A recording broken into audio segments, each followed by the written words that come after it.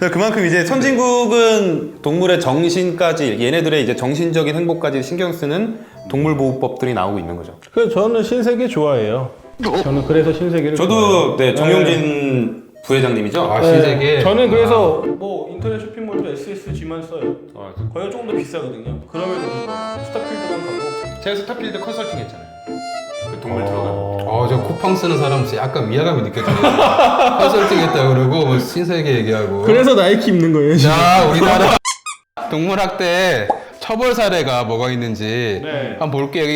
이게 최근 들어 좀 세지고 있거든요. 그 옛날에는 거의 처벌이 전무했습니다. 사실 처음 이제 구속 사례가 나온 건 2011년도에 그때 경기도 양주에서 고등학생 7명이 연쇄 개 도살단을 조직해가지고 동네 개들을 다 도살하고 다닌 거예요. 범단인데 이 정도면? 그래서 7명 중에 2명이 수사 단계에서 구속이 됐습니다. 구속이 됐는데 재판 단계까지 넘어갔는데 재판 단계에서는 얘네들이 다 고등학생이다 보니까 다 소년보호 사건으로 넘어갔고 그 결과는 이제 구속이 안 돼 실형이 나오진 않았지만 일단 2011년도 동물보호법 위반으로 수사 단계에서 구속된 첫 사례예요. 그러니까 이걸로 구속된 게 사실 10년도 안 된 거예요. 그 전에는 뭐 어떤 짓을 했더라도 구속되고 이런 일이 전혀 없었다는 얘기입니다. 그리고 2016년도에도 사례가 있었는데 그것도 한번 얘기해 주시겠어요? 네, 뭐 이제 나비탕이라고 해서 이제 고양이를 삶아서 네. 먹는 거. 그럼 네. 이제 그런 부분이 사실은 그건 안 드셔봤어요? 아까 뭐 너구리도 드셨고 뭐 생각보다 되게 다양한 동물을 먹을 수 있어요. 제가 이제 강원도 출신이고 여러 가지 먹어봤기 때문에 네네네. 일단 저는 청설모 먹어봤고요. 까마귀도 일단 먹긴 먹잖아요. 너구리도 당연히 먹고요. 그거 고양이는 제 생각에는 이제 귀신이 들려있다고 생각하니까 오케이. 우리나라 그 전통적인 토테니즘을 믿는 사람으로서 사례 얘기해 주시죠. 네, 그래서 네, 이제 네. 나비탕과 관련해서 이제 한 600여 마리를 사실은 건강원에서 아마 삶아서 팔았을 거예요. 네, 그래서 네. 이 사례도 재판을 했고 실형은 나오지 않았지만 어쨌든 집행유예가 나왔기 때문에 사실은 좀 선도적인 판례라고 볼 수 있겠죠. 살아있는 걸 그대로 삶았다 그러더라고요. 네, 그게 문제인 거겠죠. 네. 살아있는 걸 그대로. 네, 굉장히 무섭죠. 네. 네, 저는 좀 이해하기가 쉽지 않잖아요. 이런 짓을 하기가 그렇죠. 그러니까요. 네네. 이런 사람은 아직도 많은데요. 이게 또 2017년에 개들을 가둬놓고서 관리를 안 해서 아사하게 만든 사람이 있었는데 뭐 애니멀 호더라고도 하죠. 그걸 애니멀 호더라고 하는 그러니까 강아지들 막 모아요. 막 유기견들을 막 모아요. 약간 정신병적인 건데 그냥 막 다 모은 다음에 관리 안 해서 이제 아사하게 만든 사람이 있었는데 이게 동물농장에서 취재를 하기도 네. 했었고 네. 근데 이게 이상하다. 폐기물관리법 위반으로 과태료 처분. 그러니까 이 동물 자체를 제물로 취급을 하다 보니까 이게 뭐 사체나 이렇게 처리가 안 되고 폐기물로 취급이 돼가지고 이게 실제로 과태료밖에 안 받았었다 그러더라고요. 그러니까 과태료는 네. 정가에 안 남는 거죠. 정가에 안 그렇죠. 남습니다. 네, 행정벌이니까 네. 그 벌금하고도 다른 거예요. 그러니까 벌금은 남죠. 정가가 정가입니다. 남고. 정가가 네. 남고 네. 과태료는 그렇죠. 정가가 안 남고. 안 남고. 네. 그리고 이제 벌금형을 규정했을 때 의미가 있는 게 벌금으로 되어 있어야지 그 경찰이 수사를 할 수 있어요. 과태료로 규정이 돼 있으면 경찰이 수사하는 게 아니고 저기 뭐 구청이나 이런 데서 나서 하는 건데 수사 스킬도 조금 상대적으로 그쵸. 미흡하고 그리고 강제라고 영장을 친다거나 이런 것들이 불가능하기 때문에 벌금으로 돼 있는 거랑 과태료가 돼 있는 거는 뭐 천지 차이입니다. 사실 네. 천지 차이입니다. 근데 이런 경우는 이제 폐기물 관리법으로 과태료 받는데 그쳤다. 네. 근데 이제 2019년 이제 작년에 들어서는 실형받는 선고들이 이제 막 생기고 있어요. 얼마 전에 그 경의선 철길이라고 거기에 있는 고양이를 이제 누가 하면 이렇게 막 잔인하게 죽인 그런 사건이 있었는데 실제로 징역 6월을 선고받고 실형을 살기도 했습니다. 어떤 사람들은 뭐 동물 죽인 것 같고 그러냐 막 이런 얘기를 하는 사람도 있을 수 있지만 저는 이제 법적인 거 공부보다는 만약 이제 동물 학대라면은 이게 어떻게 뭐 윤리적으로 뭐 나쁜 거고 이게 어떤 사회에 영향을 끼치느냐에 대해서 공부하게 되잖아요. 네. 보면 동물 학대가 사람에 대한 폭력으로 발전되는 경우가 너무 많아요. 그치? 사람한테 할 힘이 없는 사람들이 네, 약간 동물을 거기서 갖고 시작하는 있는 거예요. 거지. 예. 그러니까 동물을 학대한다라는 건 그 사람들은 자기보다 센 사람 절대 못 건드려요. 그치.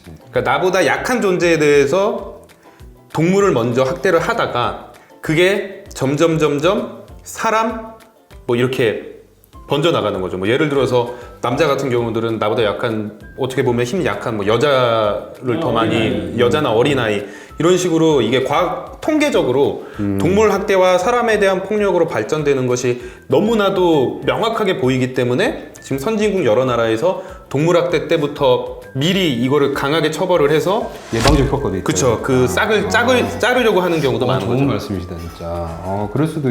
근데 사실 지금 동물보호법 처벌 이 학대 행위 처벌이요 징역 2년 이하예요. 벌금 2천만 원 이하. 근데 재밌는 건 재물손괴죄 있죠. 재물손괴죄가 이제 3년 이하란 말이에요. 그러니까 재물손괴죄 최고형량보다 왜지? 동물학대 최고형이 더 낮아요. 그러니까 지금 재물보다 동물이 더 나아요. 법정형으로는 지금 그런 상태인 거예요. 그래서 지금 동물보호법이 이제 개정이 되긴 합니다. 이제 곧 개정이 되면 3년까지 올라가서 재물손괴랑 밸런스라고 해야 될까요? 그 균형을 조금 맞추긴 했어요. 근데 지금까지도 재물손괴보다는 최고형량이 낮습니다. 그러니까 문제가 있는 거죠. 그러니까 어쨌든 지금 동물 자체도 재물의 범위 내에서 현행법상 보고 그렇죠. 있음에도 불구하고 네. 재물죄보다 최고 형량이 낮다는 거 문제가 있고 사실은 그냥 일반적인 뭐 우리가 생각했을 때 생명체가 아닌 재물과 생명체가 있는 재물로 생각을 한다고 하더라도 이게 더 동물이 훨씬 더 높아야 훨씬 되겠네. 더 보호 가치가 높거든요. 그러니까 이 부분은 조금 더 저희가 고려를 해보고 좀 논의를 많이 해봐야 되는 부분이 아닌가 생각합니다. 이게 동물학대 가는 게 이런 얘기 좀 이렇게 논쟁이 생기는 이유가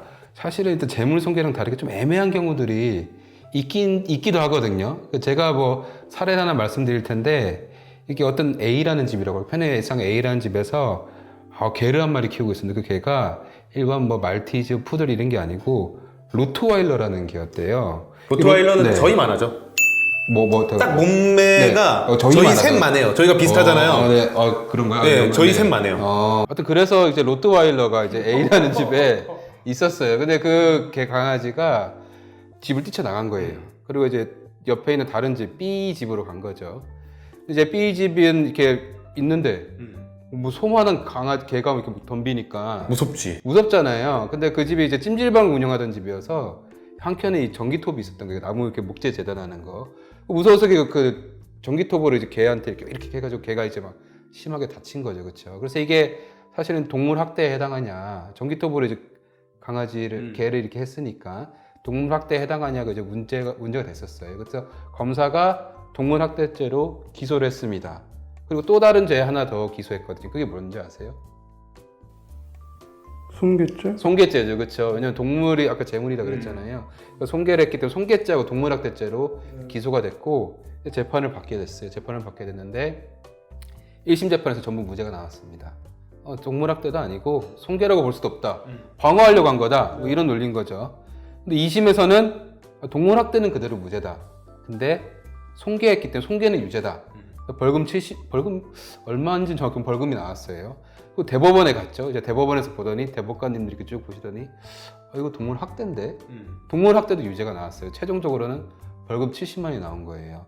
어떻게 방어하는 과정에서 전기톱으로 이제 그 로트와일러를 이렇게 착착 했는데 그게 동물 학대죄가 된 거예요. 이거 네. 몇 년도일까? 이게 2016년인가 뭐 그랬던 그러니까 거예요. 이게 만약에 네. 사실 이게 동물 학대 유죄가 나왔다라고 한다면 저는 법을 잘 모르긴 하지만 네. 약간 이런 CCTV가 있지 않았을까? 얘가 그냥 집에 들어와서 아무것도 안 하고 이렇게 그냥 냄새만 맡고 그쵸, 돌아다니고 네. 있는데 사람한테 공격적인 모습을 보이지 않았는데 집주인이 가서 먼저 공격을 했다면 근데 이거는 그것도 있지만 전기톱이 너무 이제 좀 과도했다. 약간 이런 게 문제됐던 것 같아요. 가령 뭐 이렇게 뭐 삽 같은 걸로 대가리를 한 대 쳤다.